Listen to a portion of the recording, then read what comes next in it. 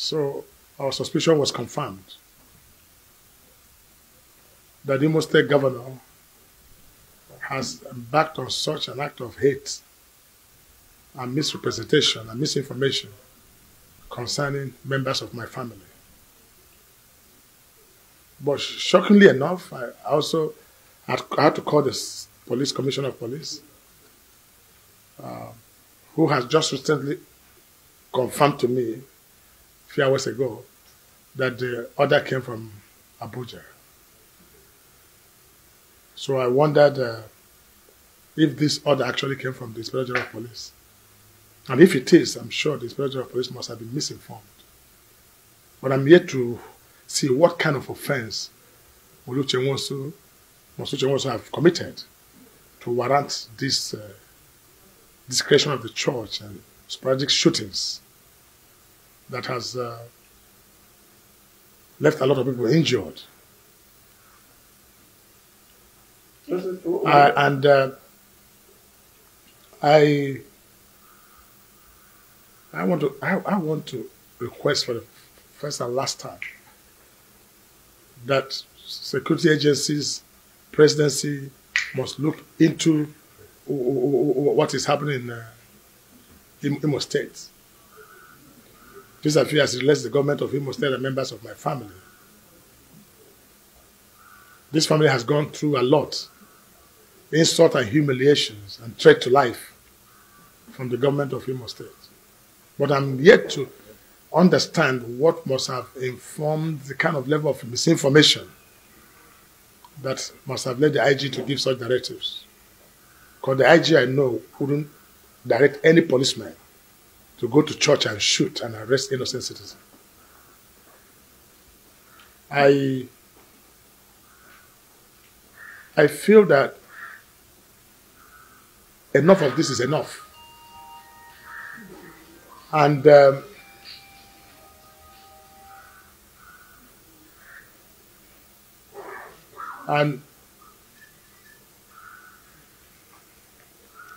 Hope Uzodinma has been in the business of trying to get any member of my family or myself involved in this kind of his wicked acts of hatred.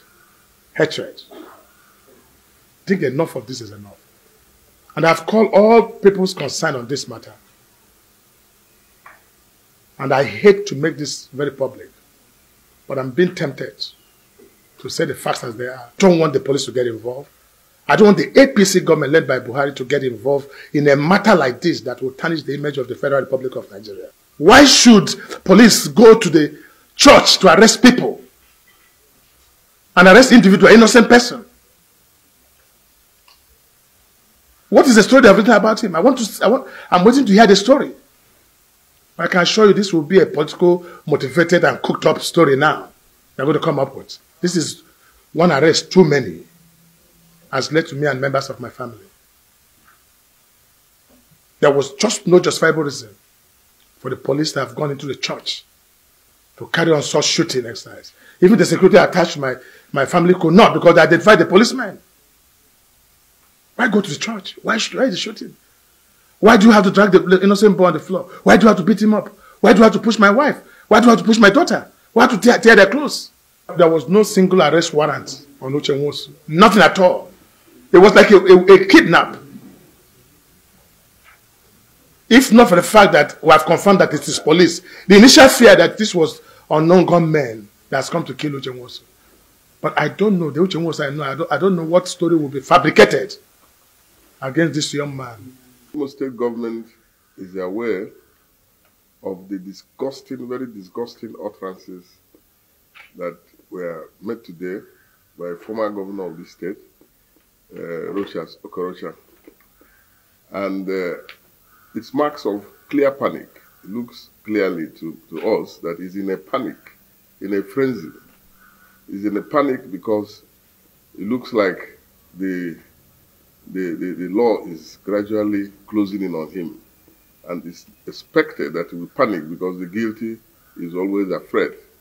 So one is not surprised the way he's talking incoherently. If you listen to him, you find a man who is panicking, talking very incoherently. First, he says that police came into the church shooting, and then the wife approached police shooting, and she was not hurt. It doesn't make sense to anybody. And then he says that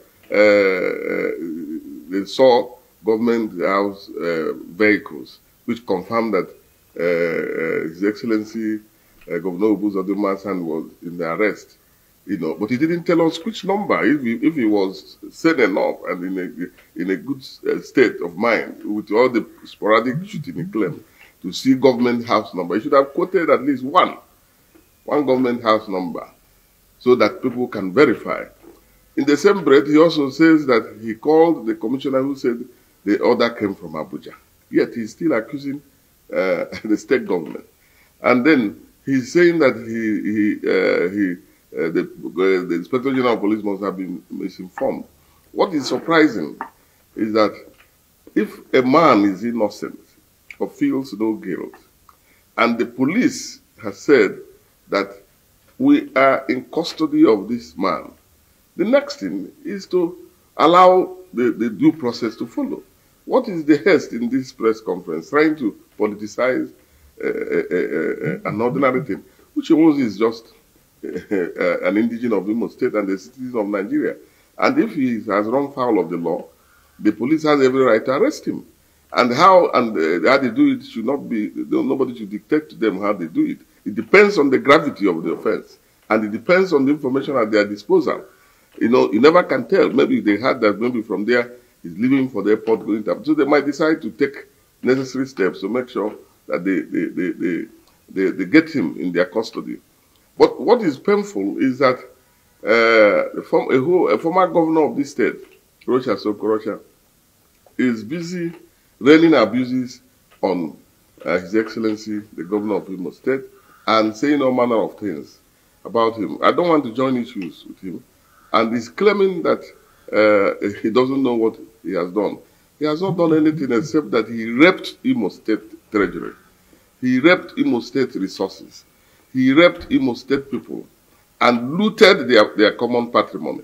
If he's still lacking any evidence to that effect, they recently recovered the K.O. Mbadiwe University, built with over 40 billion of Imo State resources. Should be enough evidence. He should actually bury himself and his face in shame.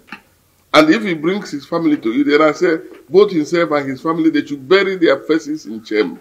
Because what they came to do in Imo State was to loot and steal the people's common patrimony. And because this government, ably headed by distinguished Senator Uzodinma, is a government that believes in due process, that is why he has been taking his time to be able to recover these things. Rocha has never believed in due process. He never respected the rule of law. However, I believe that no matter how slow the wheel of justice grinds, it will eventually and ultimately catch up with the guilty. And what former Governor Okorocha has done today is only to confirm once again that he is guilty. Otherwise, why the panic? First of all, they were the people who started spreading the news, the rumor that it was an abduction, gunmen. And then later on, shortly after that, you are now accusing Imo State government, even when you have confirmed in your own words that the Commissioner of Police confirmed to you that it was order from Abuja, from Inspector General of Police. What anybody who is not guilty and who is not in panic, all he's trying to do is to whip up unnecessary sentiment. But unfortunately for him, those days when he could take Imo people for a ride are gone. Because Imo people now know him as a man who came here and looted them dry. And honestly, in a civilized society, this man should not be walking about the streets free. He should not be talking the way he's talking. He should bury his face in shame, because he was a total disaster to Imo State. And that is why he's in a panic, because he doesn't know what next. If I were him, and if he's somebody who is sure of himself, what he should do is to wait for the due process of law to take its place. Thank God, nobody is taking the laws into his hands. If Uchemosi is guilty of anything, the police has arrested him. The next thing is the next step, and they find out why has he been arrested. And if he committed a crime, of course, he should face the wrath of the law, because he's not above the law. So, what is the point of trying to whip up sentiment that is sure that this is part of his plan to name him and his family as those behind the banditry in Imo State? He's already indicting himself. So that is why I say he is guilty, and he's in a panic. He's in a frenzy. He's in a panic because he is guilty.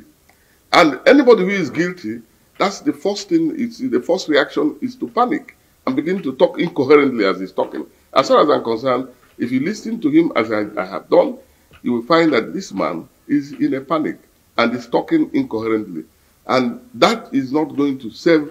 To stop the course of law to take his place. If Uche Nwosu is guilty of anything, the law will take its course. And if Okorocha is guilty of anything, the law will take its course. So all these ones is shouting, talking about this, it's not going to save him. What he should do, and what anybody who loves him should do, is to say, let the rule of law take its course. Not to whip up sentiments, talking about a political this and that and all. If you politicize such a weighty thing, and mind you, for God's sake, we are facing a serious situation. The government has repeatedly said that the insecurity in the state is politically contrived.